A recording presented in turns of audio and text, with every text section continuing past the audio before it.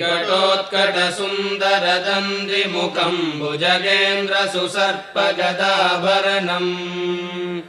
गजनीलगजेन्द्रगणाधिपतिं प्रणतोऽस्मि विनायकहस्तिमुखम्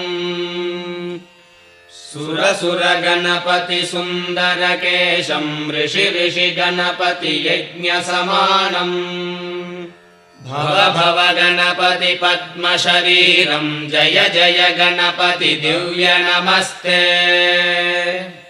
गजमुखवक्त्रं गिरिजापुत्रं गणगुणमित्रं गणपतिमीशप्रियम् करधृतपरशुं गङ्गणपाणिं कबलितपद्मरुचिम् सुरपतिवन्द्यं सुन्दरनृत्तं सुरचितमणिमकुटम्